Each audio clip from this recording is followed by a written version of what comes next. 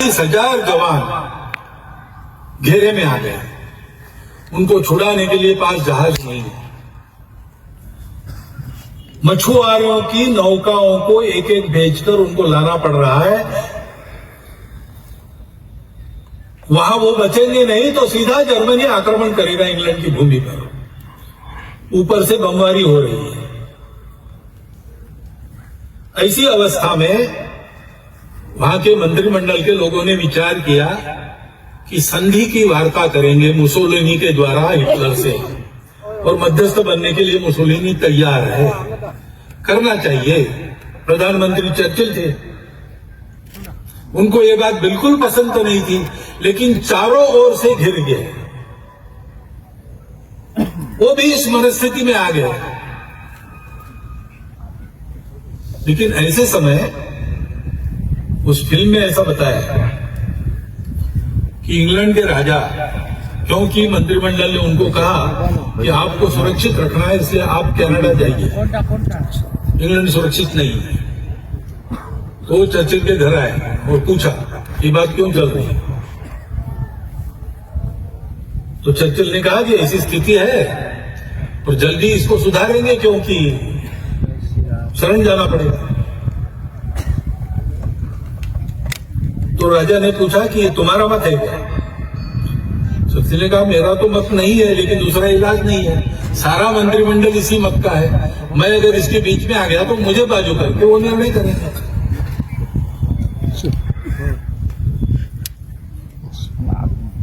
तो राजा उनको पूछता है कि तुमको चुन के किसने दिया? मंत्रिमंडल ने चुन के दिया? नहीं, जनता ने चुन के दिया।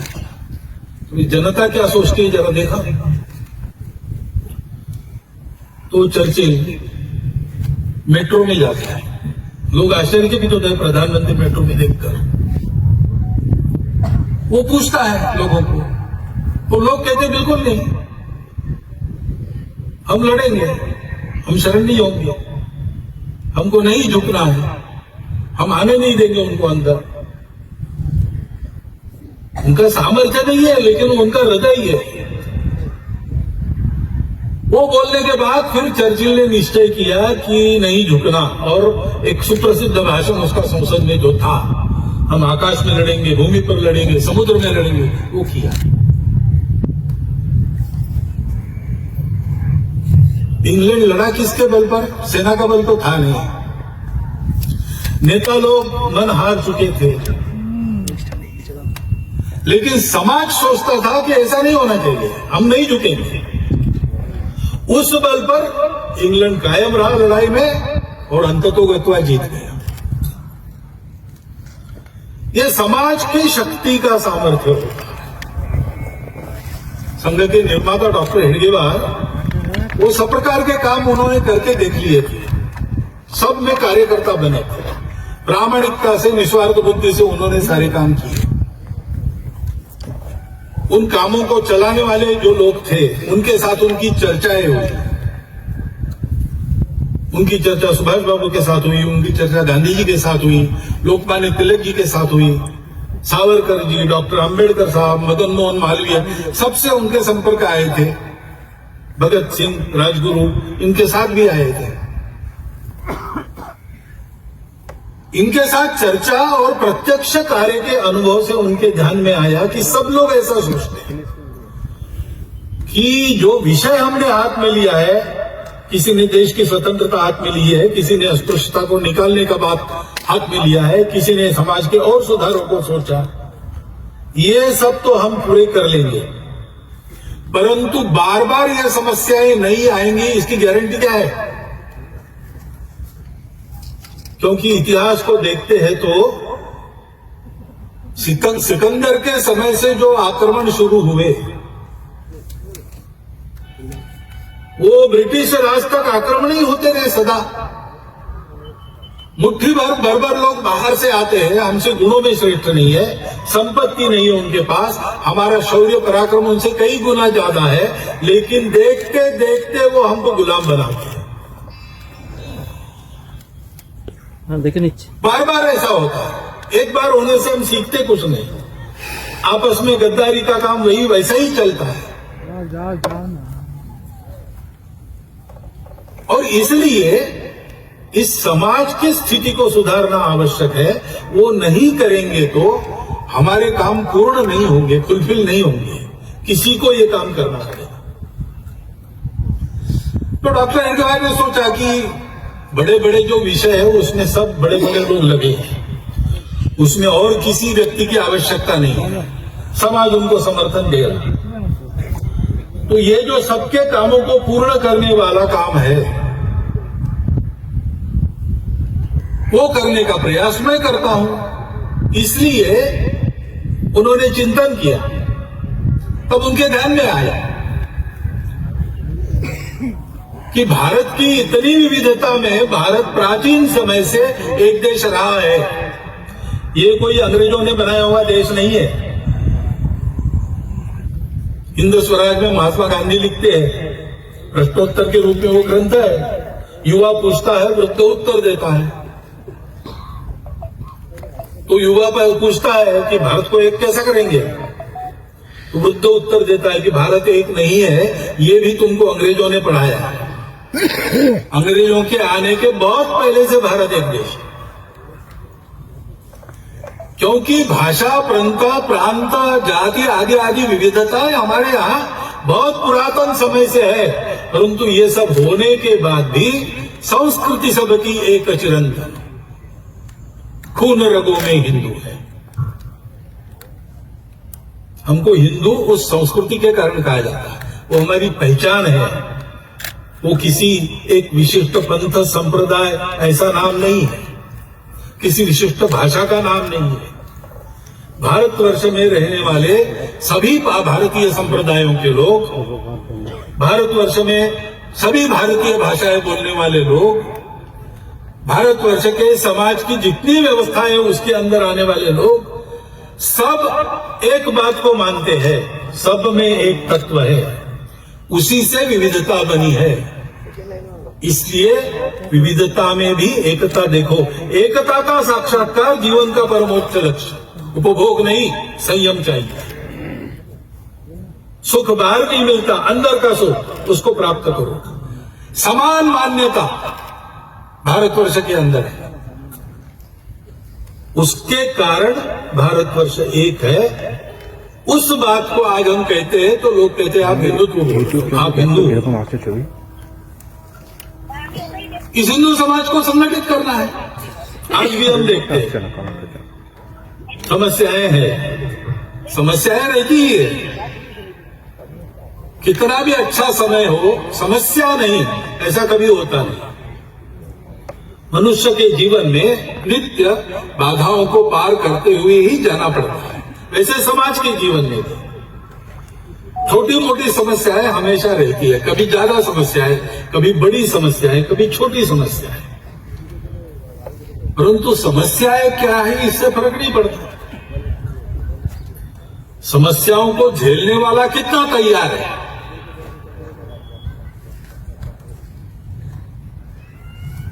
महाभारत के अनेक संस्करण है, अनेक वर्षन्स है। उसमें एक महाभारत में एक कथा है कि महाभारत युद्ध समाप्त होने के बाद नारायणी सेना का सेनापति सात्यकी, अर्जुन ये बड़े दुखी हो गए। इतना बड़ा संवार, अपने ही लोगों को मारना पड़ा। तो मन को बहलाने के लिए उन्होंने शिकार में जाना तय किया। कृष्ण को कहा साथ में चलिए, तो तीनों गए। शिकार खेलते खेलते सायंकाल होगी, रात्रि आने लगी। भाई जंगल में से यात्रा करके वापस जाना, रात को नहीं करना, कैंप करना। इसलिए एक पेड़ के नीचे कुछ भोजन बना के खा लिया और सोने की तैयारी हुई। जंगल है, इसलिए पहरा देना है। तो सात्यकी पहले रक्षण करेगा, उसके बाद अर्जुन की बारी, उसके बाद श्री कृष्ण की बारी। 3-3 घंटा करेगा। तो सात्यकी रक्षण करने लगा। तो इन दोनों जंगल में राक्षस होते थे। तो एक राक्षस आया वहां पे, मायावी था, उसका आकार अंगूठे जितना ही था। अंगूठे जितने राक्षस ने आकर सात्यकी को कहा बहुत अच्छा हो गया, तुम तीनों एक साथ मिल गए। बहुत दिनों से मनुष्य का मांस खाया नहीं, तुम तीनों को खाके मैं अपना पेट भरूंगा। तो सात्विकी ने देखा कौन बोल रहा है, तो दिखाई नहीं पहले, बाद में उसको ध्यान में आया कि घास के पत्तों के पीछे एक अंगूठे जितना राक्षस बोल रहा है। तो सात्विकी जोर से हंसा कि वास्तव में तुम्हारा मुंह बहुत छोटा है और तुम बहुत बड़ी बात कर रहे हो। तुम हो कितने, ज्यादा बात मत करो, निकल जाओ यहां से, नहीं तो मार खाओगे। तो राक्षस कहा तुम मनुष्य हो इसलिए मुजोरी कर रहे हो, अभी तो कुछ हुआ ही नहीं और तुम मुझे धमकी दे रहे हो। कुछ हिम्मत है तो आ जाओ सामने, दो हाथ हो जाए। तो सात्विकी ने उसको एक लात मारी, लात तो लगी लेकिन राक्षस जोर से हंसा और थोड़ा सा बड़ा हो गया। सात्विकी एकदम बौखला गया कि ये क्या हो रहा है। उसने और मारना शुरू किया लेकिन राक्षस मार खाए और बड़ा होते गया। सात्विकी चिढ़ गया, बौखला गया, स्वयं पर ही क्रोध आने लगा, डर भी गया और राक्षस पर प्रहार करने लगा। लेकिन हुआ यही कि 3 घंटा राक्षस को मारते मारते राक्षस सात्विकी जितना बड़ा हो गया। तब सात्विकी को याद आया कि अपनी बारी समाप्त होगी। तो उसने अर्जुन को जगाया, बताया भैया वहां एक ऐसा राक्षस है, तो जरा संभाल को। अर्जुन ने कहा मेरे पास दिव्यास्त्र है, मैं नहीं डरता राक्षसों, बहुत राक्षसों को मैंने मारा है। अर्जुन गया, देखा उसने राक्षस खड़ा है। उसने राक्षस को कहा कि भाग जाओ, अपने प्राण बचाने हैं तो, क्योंकि अब तुम्हारा पाला मेरे से है। मैं कौन हूं जानते हो, मैं अर्जुन हूं, कर्ण और भीष्म को परास्त किया, महाभारत युद्ध से बचकर निकला हूं। तो राक्षस ने कहा अच्छा तब तुम वही अर्जुन हो क्या, हमने तुम्हारी कहानी सुनी है। एक नपुंसक के पीछे खड़े रहकर अपने ही दादाजी के पीठ पर तुमने बाण चढ़ाया और कर्ण रथ का पहिया उखाड़ने में लगा था, तब उसको मारा और अपने आप को दुनिया को सर्वश्रेष्ठ धनुर्धर कहते हो। तो अर्जुन चिढ़ गया, वो उसने अपने अस्त्र चलाना शुरू किया। लेकिन हुआ यही कि अस्त्रों के आघात होते रहे, राक्षस ताल के पेड़ के जैसा बड़ा हो गया। अर्जुन की बारी समाप्त हो गई। उसने कृष्ण को जगाकर बताया। तो कृष्ण ने कहा तुम सो जाओ, मैं देखता हूं। कृष्ण गए, उन्होंने देखा नहीं, वो अपने इधर उधर घूमने लगे। अब राक्षस राह देख रहा है कि ये देखेगा। अंत में कृष्ण कुछ देख ही नहीं रहे, तो उसने कहा तुम अंधे हो क्या, इतना बड़ा मैं यहां खड़ा हूं, देख नहीं रहा। तो कृष्ण जैसे उसको पहली बार देख रहे ऐसा देखा हो, कहा बहुत अच्छा हो गया, मुझे लगा अकेले ही 3 घंटे काटने पड़ेंगे, अब तुम मिले हो तो गपशप करेंगे, फिर सुबह हम अपने घर जाएंगे, तुम अपने घर जाओ। तो राक्षस ने कहा मैं गपशप करने के लिए नहीं आया, तुमको खाने वाला हूं। अरे इतने रात को तुम मांस खाएंगे, वो भी मनुष्य का, अपचन हो जाएगा भैया, ऐसा कुछ मत करो, बहुत भूख लगी है तो घर जाओ, नींबू किसी ने नहीं पी। तो राक्षस चिढ़ गया, उसने कृष्ण को एक घुसा मारा, लेकिन कृष्ण सावधान थे, वो बच गए। राक्षस थोड़ा ही छोटा हो गया। फिर आगे यही चला, राक्षस आघात करते चला जाए और कृष्ण अपने दिमाग को शांत रख के उसके आघात से बचते रहे। कभी बीच में मौका मिला तो एक आधा तमाचा मार दिया वगैरह, ऐसा करते थे। राक्षस क्रोधित होता था, वैसे वैसे छोटा होता और फिर से अंगूठे जितना बन गया, तब कृष्ण ने उसको उठा के अपने पल्लू में बांध दिया। बाद में पूछा अर्जुन हो, सात्विकी ने कहा गया वो राक्षस, उसको बांध के रखा है। अरे ये कैसे हो गया, आपने कौन सा दाव चला, कौन से शस्त्र का उपयोग किया, कौन सा अस्त्र चलाया। अस्त्र शस्त्र की क्या जरूरत है भैया। ये ऐसी जो समस्याएं, ये ऐसे राक्षस होते हैं ना, ये अपना चिढ़ना, अपना बौखलाहट, इस पर ही पलते और इसलिए दिमाग शांत रहो। पहली बात समझो अपनी शक्ति क्या है, उसको बढ़ाते रखो। समझो उनकी शक्ति क्या है, ये ठीक से समझते हो और शांत मन से सोचते हो, तब कब क्या करना सब समझ में आता है। अपने देश के सामने अनेक समस्याएं हैं, ठीक है, कब नहीं थी और किसके सामने नहीं थी, किस देश के सामने नहीं थी, सबके सामने थी। समस्याओं का होना महत्वपूर्ण नहीं है, समस्याओं का प्रतिकार करने वाले हम हैं। हमारी गुणवत्ता क्या है, हमारी एकता कितनी है, संगठन यानी क्या है? एकता। एकता क्यों? स्वार्थ के लिए नहीं, संघ को कुछ पाना नहीं है। तेरा वैभव अमर रहे मां, हम दिन चार रहे न रहे। हम तो समझते कि हम जो कर रहे हैं, गीत सुना आपने, गंगा जले गंगा पूजा, जिससे लिया उसी को वापस कर रहे हैं। वो हमारी जननी है, उसके लिए हम काम कर रहे हैं, वापस कुछ मांगना नहीं है, हमको नहीं चाहिए कुछ। जो भी हमारे पास है वो तुम्हारे काम में लग जाए, हम धन्य हो जाए, जीवन भी जाए तुम्हारे पास। ऐसे हमको पाना कुछ नहीं है। फिर हमारी एकता का आधार क्या है? आत्मीयता। हिंदू समाज के सबके प्रति संघ का भाव आत्मीयता का है, अपार आत्मीयता का है। और हिंदू समाज के मन में संपूर्ण विश्व के प्रति आत्मीयता है। वसुधैव कुटुंबकम कहने वाला हिंदू समाज। उस हिंदू समाज के घटक के नाते संघ कार्य का आधार भी शुद्ध सात्विक प्रेम है।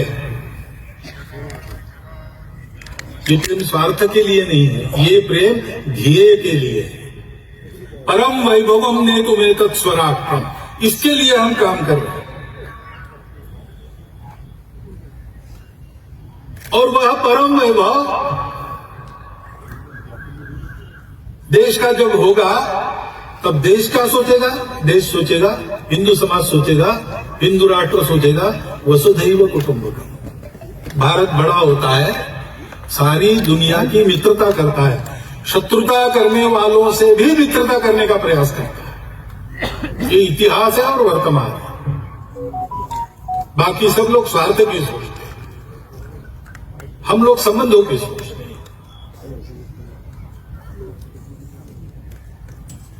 और इसलिए इस प्रेम का आधार है ध्येय निष्ठा। संपूर्ण हिंदू समाज को संगठित करते हुए, हिंदू धर्म संस्कृति समाज का संरक्षण करते हुए अपने इस भारतवर्ष को परम वैभव संपन्न बनाना ये ध्येय है। बाकी हमको कुछ नहीं मिला तो भी चलेगा, मान सम्मान धन्यवाद प्रतिष्ठा स्थान राजनीतिक यशस्वी कुछ नहीं चाहिए।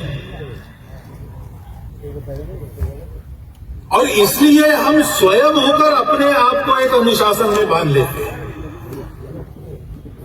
जिसके कारण ये मेल मिलाप बढ़ता है, ये आत्मीयता बढ़ती है। छोटी मोटी मनुष्य स्वभाव की विचित्रताएं होने के बाद भी सब लोग मित्र बने रहते हैं, और केवल वही मित्र बने रहते हैं ऐसे नहीं है। अभी चलता ऐसे है कि हम अपना एक सर्कल बनाते हैं और बाकी लोगों को बाहर रखते हैं। लेकिन संघ का स्वयंसेवक अपने सर्कल को बड़ा करते जाता है, उसमें सबको लेता है। ऐसी एक कार्य पद्धति है जो संगठन की कार्य पद्धति कही जाती है। संघ के स्वयंसेवक ये सब करते हैं। संघ के स्वयंसेवक इसका अभ्यास करते हैं। ये अपने आप नहीं होता, केवल विचारों से नहीं होता। रोज शाखा की साधना संघ के स्वयंसेवक करते हैं। नित्य शाखा में आकर जो सरल छोटे छोटे शारीरिक बौद्धिक कार्यक्रम होते हैं, आपस में मेल मिलाप होता है, मिलकर काम करना होता है, उन सब से यह स्वभाव विकसित होता है। संपूर्ण हिंदू समाज में यह आत्मीयता का, समता का, समरसता का स्वभाव,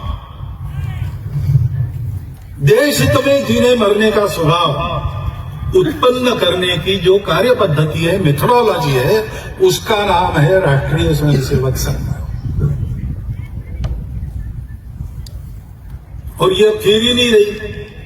संघ अपने 100 वर्ष पूर्ण कर रहा है।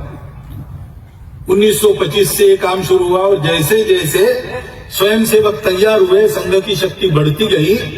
समाज जीवन के सब क्षेत्रों में संघ के स्वयंसेवक जाकर काम कर रहे हैं और जहां वो काम कर रहे हैं वो सारे कार्य, वो सारे संगठन, वो सारे उपक्रम, वो सारी गतिविधियां वो उनकी अपनी है, स्वतंत्र अलग स्वायत्त है। संघ नहीं करता, स्वयंसेवक करता है, लेकिन जो करता है उसमें वो अग्रणी माना जाता है। 1,30,000 के ऊपर छोटे बड़े सेवा प्रकल्प सारे देश में स्वयंसेवक अपनी चमड़ी घिसकर, अपनी दमड़ी खर्चा करते हुए, सरकारी सहायता न लेते हुए, समाज को जोड़ते हुए करते हैं। समाज के बलबूते खड़े हैं। समाज जीवन के सब क्षेत्रों में, क्रीड़ा हो, कला हो, कुछ भी हो, सब में स्वयंसेवक काम कर रहे हैं। किस लिए कर रहे हैं? वहां यशस्वी होने के लिए नहीं कर रहे, उस कार्य के स्वभाव के परिष्कार के द्वारा भारतवर्ष की उन्नति में उनका सार्थक योगदान हो सके, ठीक ढंग से सब चले, इसके लिए कर रहे हैं। वहां के स्वभाव में, वहां के वातावरण में देश के लिए इष्ट परिवर्तन लाना, इसके लिए कर रहे हैं। स्वतंत्र अलग स्वायत्त है। संघ ने उनको संस्कार विचार दिया है, प्रेरणा दी है। संघ को तो एक ही काम करना है, समाज को संगठित करना, संगठित रखना। उसके लिए इस प्रकार अपने जीवन को जीने वाले स्वयंसेवकों का निर्माण करना, यही संघ का काम है।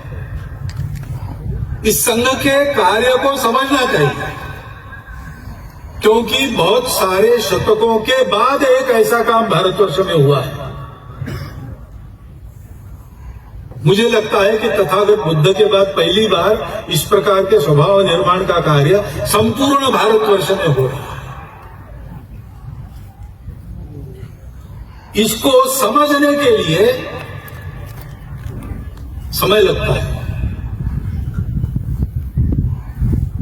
और जिनको डर लगता है कि इस कार्य के बढ़ने से अपने स्वार्थ की दुकान बंद हो जाएंगे, वो तरह तरह का अपप्रचार भी करते हैं, बाधाएं भी आती है। अज्ञान के कारण भी लोग गलतफहमी में कुछ कुछ कहते हैं, बोलते हैं।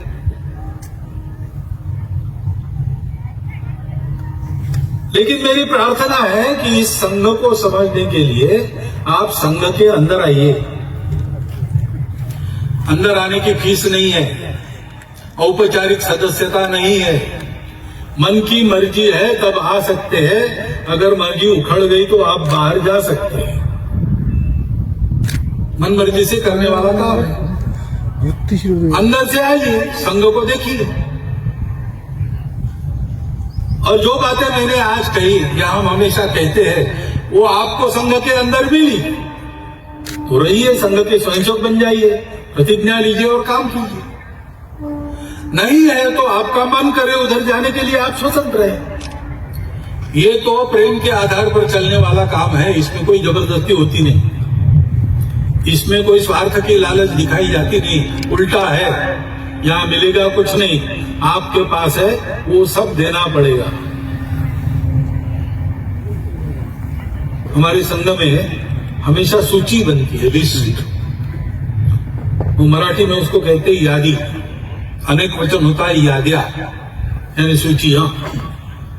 लेकिन मराठी में या यानी आइए और द्या यानी दीजिए, ये भी होता है। तो हमारे एक संघ चालक महोदय कहते थे कि संघ में या यानी आइए, द्या और दीजिए, इतना ही काम है, लेने का काम नहीं है।